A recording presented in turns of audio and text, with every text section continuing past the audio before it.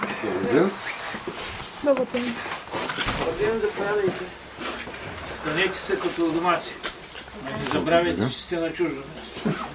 Да, да не забравяйте да се тръгнете, нали така? Не съвсем общинско, значи наше общо.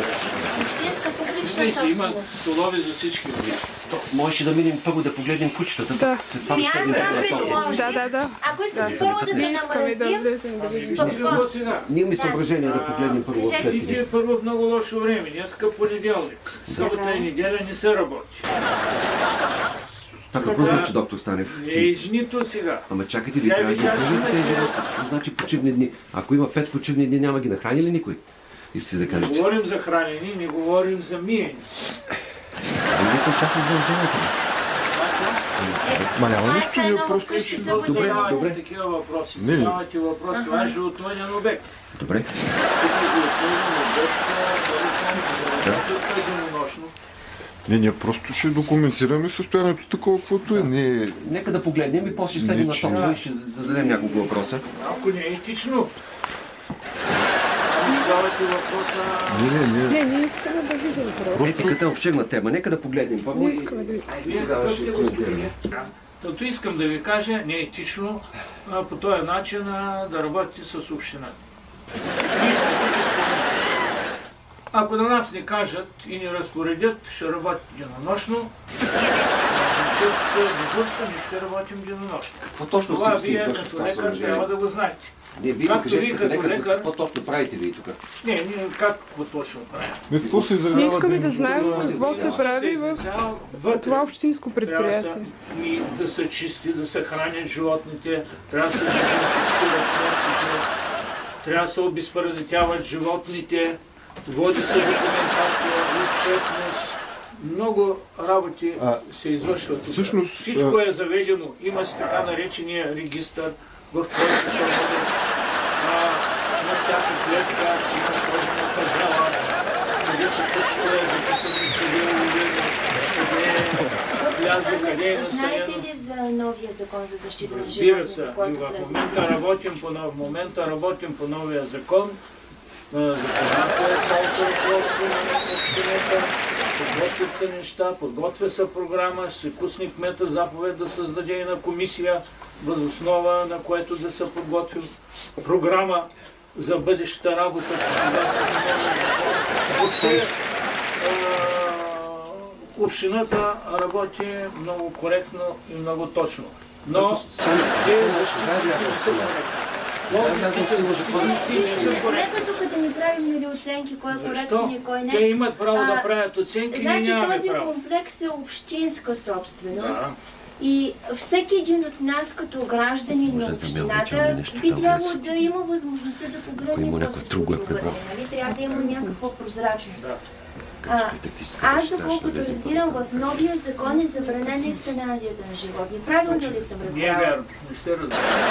Нека само да се предложи така, това да може да се ми помощ, да е по-ясно.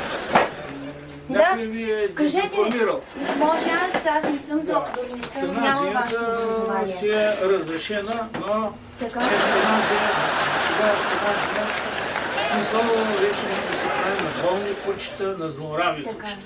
Тото тия кучета, както по новия закон, се изисква или да се пуснат на улицата, от там където са уловени, или да се настаняват с приятни в приюти. Едно злораво куче не може да се пусне, защото то ще ухапи отново нови хора ще ухапи това куче. Доктор, за 31 януари тази година. Да, излезе на 8 февруари, но с задна дата влиза в сила.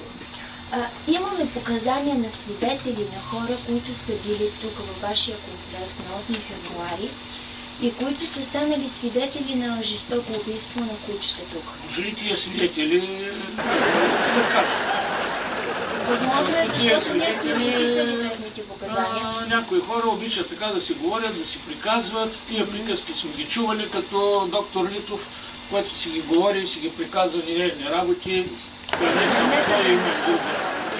А дали ще е възможно тук да погледнем регистъра на 8 февруари, какви кучета са приети? Разбира се. Разбира се, че може да погледнете. Всичко е отворено, всичко е. ясно и точно. Стоявате обществен контрол и помагате на контролните органи. Да. Кои са контролните органи? Има и Са други контролни. РМС. Аз не съм контролен орган. Доктор Станев, аз РМС-то искам да е ви попитам. контролен орган. Значи вие ще отидете в РМС-то да им помогнете, че така и така или какво си. Нека да ми кажете ви, че един човек, който е дошъл да си вземе кучето и да влезе вътре, и да каже, изгубил съм си кучето и той не е пуснат. Нейте ми един човек. Доктор Станев, аз Няма искам да ви такъв човек. попитам. Значи на 8 Няма. февруари Особено да тези го казвате председателя, най-много път той е пускан. Най-много път той е пускан да идва и да влиза когато иска. Доктор Станев, на 8 февруари, значи точно преди 10 дена, 8 дена след като законът е влезнал в сила, 3 души влизат тук да си търсят кучето. Двама мъже и една жена. И двамата мъже виждат как са железни прътове, ако греша, моля да ме поправите. Те дадаха показания пред камера. Да, двама мъже виждат как с железни прътове се убиват по най-жестоки и брутален начин кучета тук във вашия зооветеринарен комплекс. Това става в Просто гаража. недоумявам какво значи железни прътове и с железни прътове да се убиват. Това просто е измислено. Първо на първо е измислено. Как се свършва моята информация? Можете ли да ми кажете? Опоява се кучето се опоява, приспива се и след това се инжектира с ефтаназин, за да всичко се прави, всичко се прави се протокол, всичко се описва. Има си лекар, който извършва тая дейност тук. Значи за 8 Не управител. Ще ни покажете някакви Разбира се, ще ви покажем. А що се казва на 8? Не е редно вие на 8 да говорите като дата. Кое е Аз извършено, казвам защото това, което са ни на казали 8, хора, които са били очевидци. Не, аз друго ви казвам. Законът е излязъл на 8. Той не е излязъл сутринта в 8 часа. Държавният вестник излиза в 8. Никой не знае, Значи, излиза сутринта в 8. Не, вижте сега. Никой не Закона знае. се публикува на 8 февруари, но той е в сила от 31 януари. Така. А вие като човек на тази длъжност тук би трябвало още ноември-октомври, като се готвил този закон, да знаете за промените, които предстоят да се направят, нали? Всъщност това не ви оправдава, че на 8 това, ако е извършено тук, се е случило. Просто е съвпадение на датата. 3 проекта закона, Закона си господин. е закон. Но Която дата законът е е в сила от Законът си е- 31 януари. Той Той е може да е в публикуван сила, на 8. Но никого не могат да му държат сметка преди излизането на закона, какво е извършил и какво не е извършил. Това се е случило след излизането на закона. Това се случва след излизането на закона. Значи на 31 януари закона влиза в сила. А Влиза на в 8 сила. февруари той се публикува. Добре ли? Вие като медиен представител, да речем, може ли да знаете кога ще излезе един закон? Вие трябва да знаете трябва да подготовката знам? на закона, какво е Вие знаете планувано. ли? Вие трябва да имате мнение по проекто Вие сте законите. управител на приют за животни. Господине, вие носите Ние отговорността.